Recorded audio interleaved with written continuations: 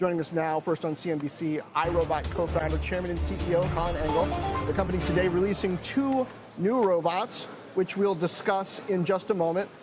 They can communicate with each other, vacuum and a mop. We haven't often thought of that as being artificial intelligence, but you're clearly moving in that direction. But first, let's talk about China and the impact there. How much is it squeezing you? How quickly are you able to adjust?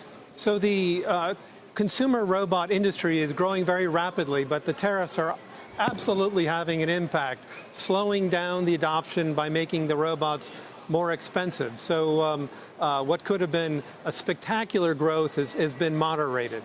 And now, tell me about the robots themselves, what the advancements are that you've been building into them.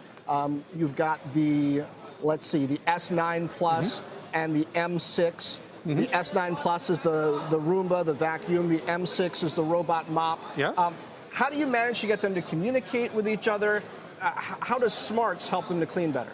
So when you're, the promise of a robot in your home is that you buy it, you put it in your home, and that task disappears from your daily to-do list. And so with the S9 Plus, it empties itself, it builds a map of your home so it knows what the rooms are. So you can come home every single day and just have your room automatically vacuumed.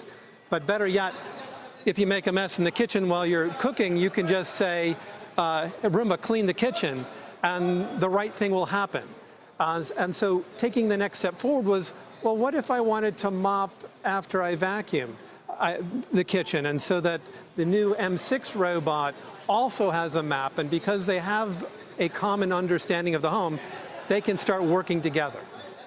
I want to go back to the comments you just made about what could have been spectacular growth is now moderated. What do you mean by that? Do you mean financials? Do you mean consumer demand or something else? I mean the industry growth for robot vacuuming. So about 25% of all money spent today on vacuum cleaners is now spent on robot vacuum cleaners. 25%? 25%. So a real disruption as people are realizing these things are for real and the industry is taking off.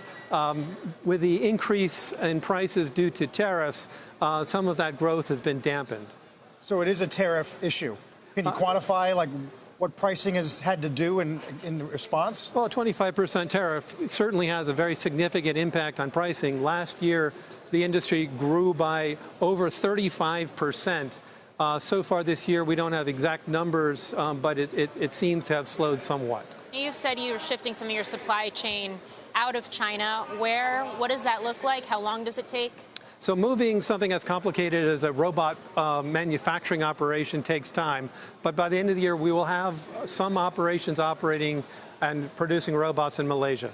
And are you really looking at those typical spots, Malaysia, perhaps Vietnam, when you're looking at places that have the sort of manufacturing infrastructure to pick up the slack? And what are some of the other issues that you end up with as you make those adjustments? Well, the challenge is that these robots have more technology than you would find in many cell phones. And so tens of millions of lines of code and sensors and motors and large batteries.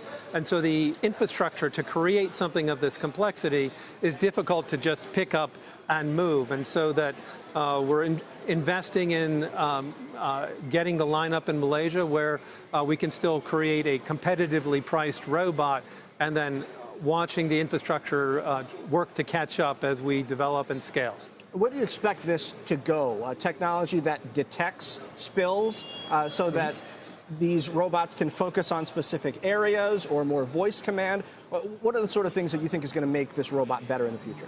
So the S9, this new robot we're launching today, it's a monster. And so not only can you direct it and have it operate automatically, it's also 40 times the vacuum power of our entry robot.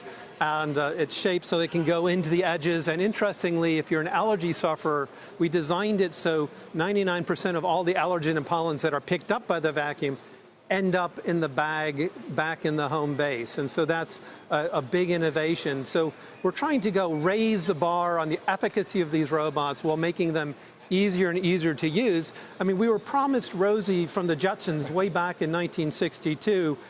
These two new robots we're launching today are really trying to go and deliver on that promise.